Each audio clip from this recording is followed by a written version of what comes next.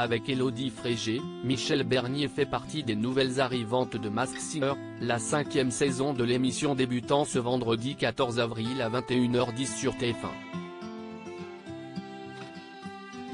L'occasion de faire un bond en arrière, et de revenir sur un fait marquant de la vie de la comédienne, à savoir sa séparation avec Bruno Gaccio. L'humoriste, scénariste, auteur et producteur de 64 ans l'avait quitté lorsqu'elle attendait Enzo, leur deuxième enfant qui est désormais âgé de 25 ans, ils ont d'abord eu une fille prénommée Charlotte, aujourd'hui âgée de 35 ans et actrice, note de la rédaction. Peut-être qu'il y avait des warnings que je n'avais pas vus.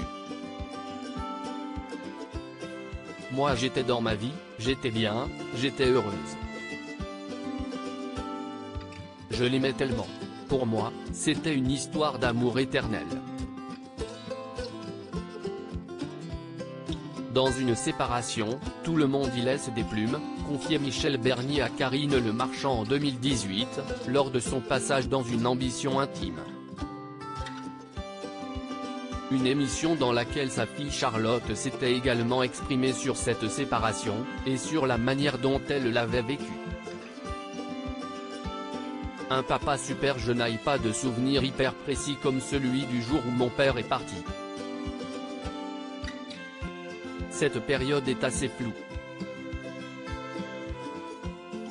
J'avais 8 ans et demi et si est avec le recul que je me dis qu'elle devait ne pas être bien.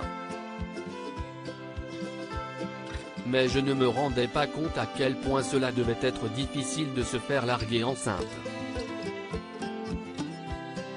C'est en grandissant que j'ai pris conscience d'à quel point c'était une période compliquée pour elle. Elle a tout fait pour qu'on ne voit rien. Il fallait surtout que rien ne n'atteigne Enzo.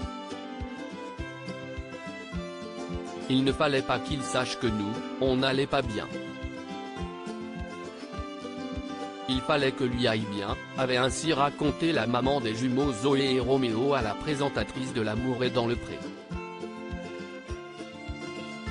Malgré cette désillusion, Michel Bernier a toutefois su gérer ses émotions afin de rester en bons termes avec son ex-compagnon.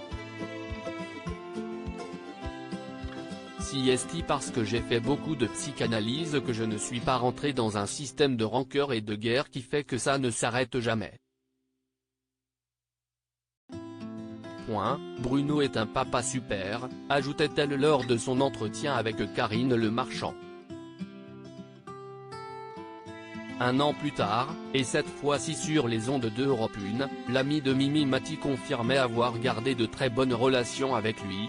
Vraiment j'ai beaucoup de respect pour Bruno Gaccio, c'est un homme qui aura marqué ma vie en dehors de nos enfants qui sont les plus importants bien sûr. Tout est bien qui finit bien, donc.